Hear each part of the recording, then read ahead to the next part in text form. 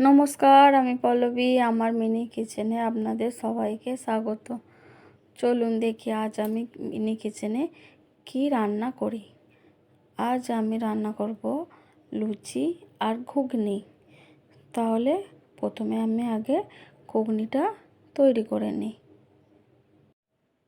প্রথমে উনুন জেলে কড়াটা বসিয়ে নিয়েছি।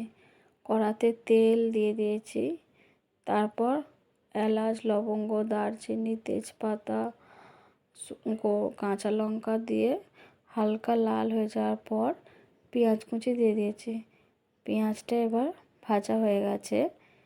তারপরে আদা রসুন বাটা, হলুদ গুঁড়ো, লঙ্কা গুঁড়ো আর জিরে গুঁড়ো দিয়ে মশলাটা ভালো করে কষিয়ে নিয়েছি।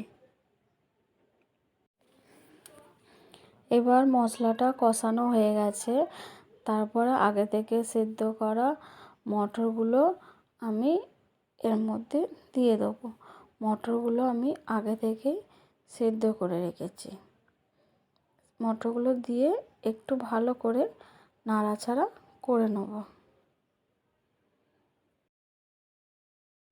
অল্প পরিমাণে নুন দিয়ে আমি মটরটা আবারও নাড়াচাড়া করে নেব ভালো করে।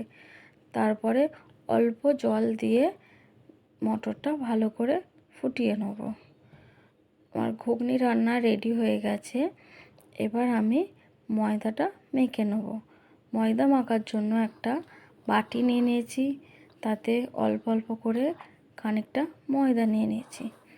তারপরে ময়দার মধ্যে তেল, নুন, সামান্য জল দিয়ে অল্প অল্প করে ময়দাটা ভালো করে মেখে নিয়েছি।